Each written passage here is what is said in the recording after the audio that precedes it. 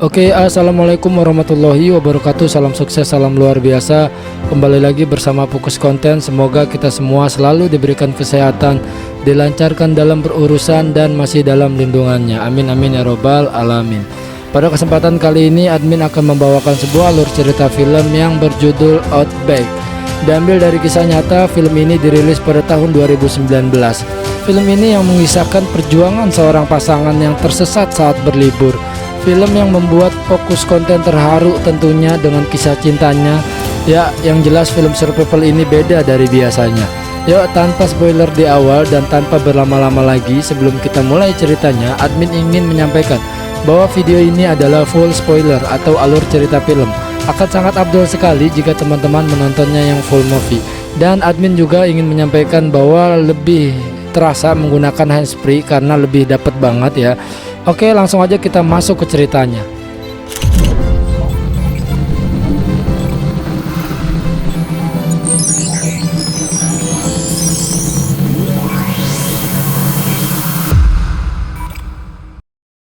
Film diawali seorang perempuan yang sedang berada di sebuah bandara. Ternyata ia tidak sendirian dan sedang berlibur bersama pacarnya yang bernama Wade. Jika dilihat-lihat, mereka berdua saat ini sedang mengalami pertengkaran atau ya cekcok biasalah seperti itu. Yang jelas di sini tidak tahu kita asal usul pertengkaran tersebut. Padahal ini adalah hari pertama mereka untuk berlibur di Australia. Singkat cerita, akhirnya mereka pun pergi menggunakan taksi dan menuju ke tempat penyewaan mobil. Wade yang sudah booking dari sebelum waktu, akhirnya ia menyewa mobil itu. Namun bukannya berbahagia, Wade malah melempar sebuah kotak cincin ke dalam dashboard mobil. Dan Lisa pun berkata ada baiknya jika cincin itu disimpan di tempat yang aman. Karena kan Wade yang sedang emosi langsung mengatur sebuah GPS yang terdapat di mobilnya. Liburan mereka kali ini di Australia membuat Lisa tidak ingin melewatkan hari secara sia-sia. Di setiap ada tempat yang bagus langsung dimanfaatkan oleh Lisa untuk berfoto-foto dan diupload ke TikToknya ya. Singkat cerita, mereka akhirnya berangkat lagi ke wisata utama. Yang mereka tuju adalah sebuah pantai yang bernama Copacabana. Tidak lama kemudian, Wade dan Lisa langsung bermain air di pantai tersebut. Tapi sialnya, Wade malah terkena beberapa sengatan dari ubur-ubur.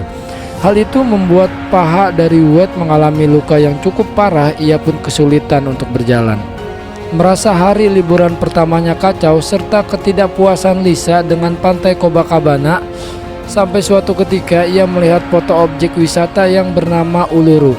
Lebih tepatnya, Uluru adalah sebuah batu pahatan yang terdapat di tengah-tengah pedalaman desa. Lisa yang tertarik ke sana dan berniat untuk menuju ke Uluru walaupun membutuhkan waktu selama 32 jam, dan tanpa pikir panjang ia akhirnya nekat berangkat juga ya. Dan dari semalaman sampai pagi mereka melakukan perjalanan hanya mengandalkan sebuah GPS saja. Singkat cerita, di pertengahan jalan mereka berhenti di salah satu rumah yang menjual bensin eceran untuk berjaga-jaga jika kehabisan bensin di tengah jalan. Dan di dalam rumah itu juga terdapat sebuah minimarket yang menjual berbagai makanan ringan. Waktu demi waktu mereka lalui dengan begitu cepat dan hari pun sudah malam. Mereka memutuskan untuk menginap satu malam di sebuah motel. Dalam kondisi kelelahan, Wade yang masih memikirkan sebuah masalah membuat dirinya tidak nyaman saat liburan.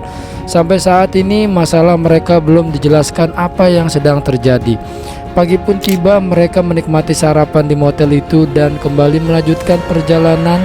Belum sempat sampai di Uluru, Lisa sudah mulai kehilangan sinyal karena lokasi yang berada di pedalaman.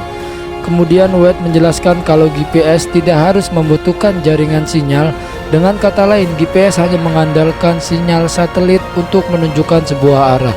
Dalam perjalanan mereka ngobrol-ngobrol seperti biasa di dalam mobil sambil menikmati makanan ringan. Di tengah perjalanan akhirnya tanda-tanda masalah mulai bermunculan, yang dimana GPS mereka mengalami rerouting atau error dan kemungkinan besar bisa salah menunjukkan jalan. Dan pada akhirnya mereka terhenti di sebuah jalan yang kita bisa lihat tidak ada apa-apa sekitarnya. Kemudian ia masih ada 1000 km lagi untuk mereka tempuh dengan waktu 16 jam. Dengan kata lain, mereka sudah melewati sekitar 10.000 km sebelumnya dari motel yang semalam. GPS itu pun terus menunjukkan berbagai arah yang tentunya membuat Wade mulai kebingungan saat perintah itu diikuti, yang ujung-ujungnya Wade malah disuruh putar arah balik. Kali ini ia sudah tidak percaya lagi dengan GPS dan terpaksa berhenti di tengah-tengah jalanan. Kemudian pertengkaran pun kembali terjadi dan membuat perjalanan semakin kacau balau. Lalu Wade berencana untuk menaiki sebuah bukit dengan harapan dapat melihat posisi jalan raya. Dengan bergegas mereka berjalan ke bukit itu sambil berbicara mengenai keindahan tempat tersebut. Waktu demi waktu tanpa mereka sadari sudah dihabiskan untuk berjalan ke bukit, tapi sialnya saat sampai di atas bukit itu mereka tidak melihat sama sekali apa-apa, apalagi jalan raya ya. Momen itu pun mereka gunakan untuk berfoto-foto. Tak lama kemudian mereka kembali turun ke bukit dan berencana untuk beristirahat di mobil mereka. Namun dengan kondisi yang begitu gelap membuat mereka sulit untuk menemukan jalan pulang. Dirasa mengingat posisi mereka yakin betul bahwa arah ini sudah benar. Kemudian Lisa tidak mau mengambil resiko untuk berjalan lebih jauh lagi. Sedangkan cadangan minuman mereka hanya terbatas dan itu pun sudah dihabiskan oleh si White. Dan pagi pun tiba, hari pertama di tempat itu. Mereka pun sudah mulai terbangun dan berencana mencari mobil mereka. Kondisi luka yang dialami oleh White semakin hari semakin memburuk.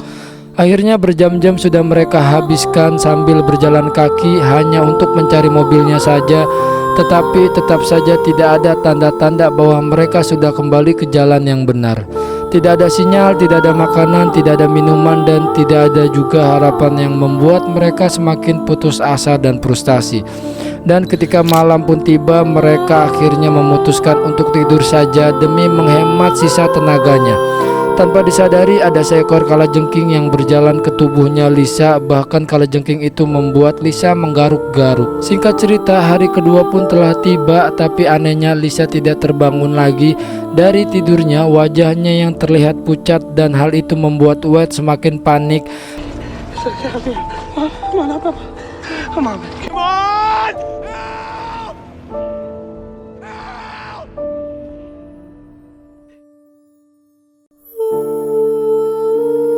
Dan saking sayangnya si Wade, ia rela menggendongnya memperjuangkan Lisa walaupun kondisinya sendiri sudah terlalu lemas.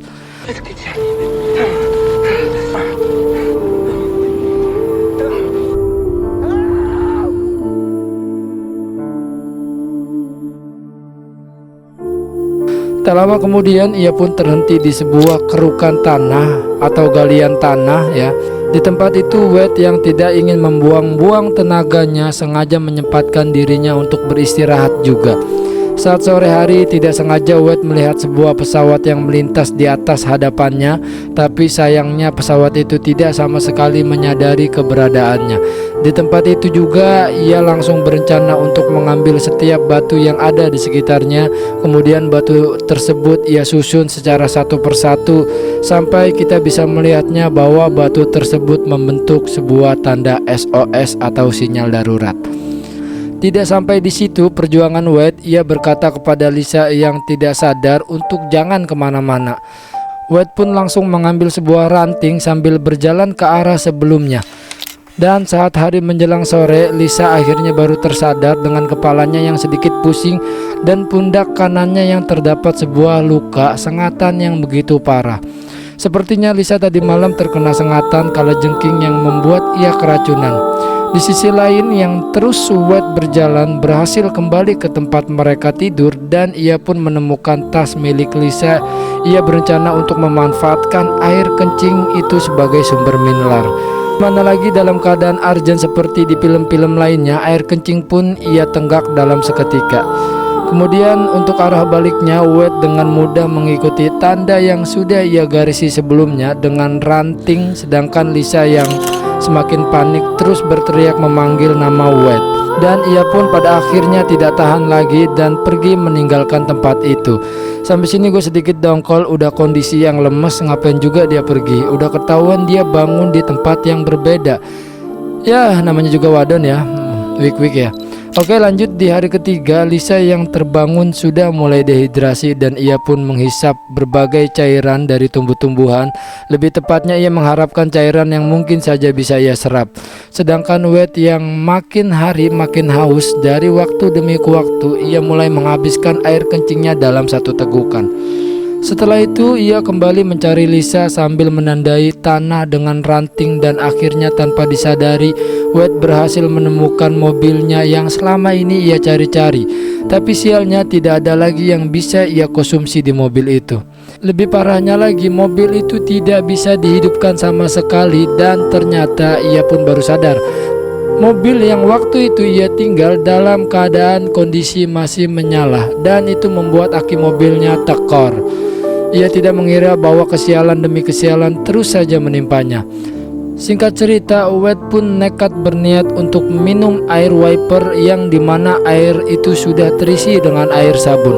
Wade yang sudah bingung harus gimana lagi, terpaksa harus meminum air sabun yang dimana bertujuan untuk tetap bisa membuat air kencingnya. Dalam kondisi kekurangan air, ia rela mengorbankan sakit-sakitan. Yang penting ia berhasil membawa air kencingnya untuk diminum oleh Lisa. Itu pun apabila ia sempat bertemu dengan Lisa. Di hari keempat, Lisa yang semakin frustasi dan kelaparan langsung menjilati batu dan juga mengunyah dedaunan. Begitu juga dengan Wade yang semakin lemas dan berusaha kencing sebanyak-banyaknya. Yang jadi masalahnya, Wade mengalami sakit perut yang luar biasa. Wade juga mengalami batuk-batuk. Yang lebih sedihnya lagi, batuk itu terlihat gumpalan darah yang tentu saja menjadi pertanda buruk. Lisa yang sudah pasrah tentang dirinya sendiri mulai tersadar bahwa ia berada di sebuah garis yang terbentang, yang dimana kita tahu sebuah garis itu dibuat oleh si Wade. Kemudian ia secara perlahan mengikuti garis itu menggunakan nalurinya dan benar saja dari kejauhan ia melihat Wade yang sudah terkapar dan terbaring lemas.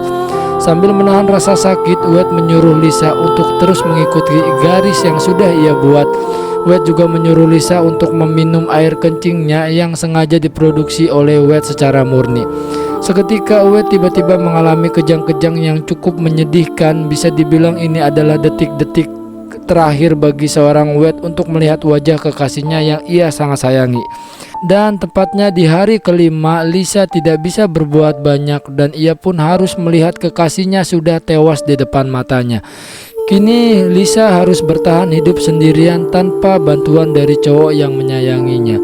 Sampai pada akhirnya Lisa pun berhasil menemukan mobil yang mereka tinggal berhari-hari. Ternyata di dalam mobil itu sudah ada seekor ular yang menghampirinya.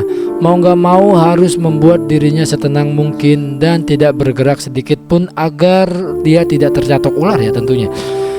Setelah bermenit-menit ia bertahan dengan ular dan akhirnya ular tersebut menjauh dari dirinya. Dan singkat cerita, Lisa yang kesepian sengaja membuka HP-nya untuk melihat isi galeri. Lalu ia pun memutar satu video yang diperlihatkan dirinya sedang berada di dalam toilet pesawat. Dan sampai sini terbongkar sudah permasalahan utama mereka yang membuat Wade dan Lisa sempat bertengkar dari awal film. Yang ternyata Wade sengaja melamar Lisa di depan banyak orang saat berada di dalam pesawat. Tapi Lisa malah menolaknya dan membuat kecewa sepanjang waktu ya. Lisa sendiri mengaku bahwa ia sangat mencintai Wade, hanya saja ia tidak ingin terburu-buru untuk membangun sebuah keluarga.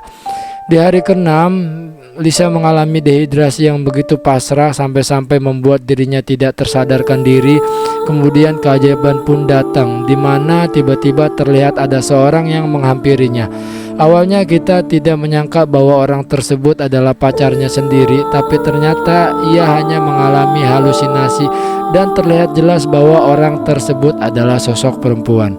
Dan di akhir film dijelaskan bahwa perempuan itu adalah seorang peternak yang dimana ia mengetahui keberadaan mereka setelah melihat tanda SOS yang dibuat oleh White. Lalu jasadnya White sudah dipulangkan ke Amerika Serikat dan ia dinyatakan tewas akibat gagal ginjal karena minum air sabun. Sedangkan Lisa berhasil diselamatkan dan kini menjadi seorang perawat. Dan film pun berakhir, teman-teman. Oke, itu film sangat keren sekali ya teman-teman. Seorang perjuangan si White ya tentunya.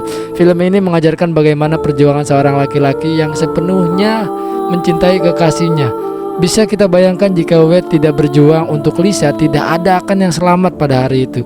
Pengorbanannya untuk meminum air sabun karena ia memikirkan kekasihnya yang sedang kehausan. Dan admin masih sedikit kecewa sama IMDb karena IMDb memberikan rating untuk film ini 5.0 ya.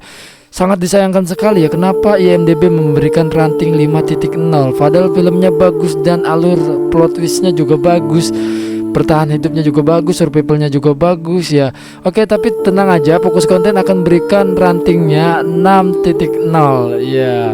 Next 10 ya, nggak apa-apa ya. Oke, segitu saja dari Fokus Konten, kurang lebihnya dimohon maafkan bila ada perkataan atau kesalahan dalam video ini. Akhir kata saya tutup, salam sukses, salam luar biasa, assalamualaikum warahmatullahi wabarakatuh, semoga terhibur.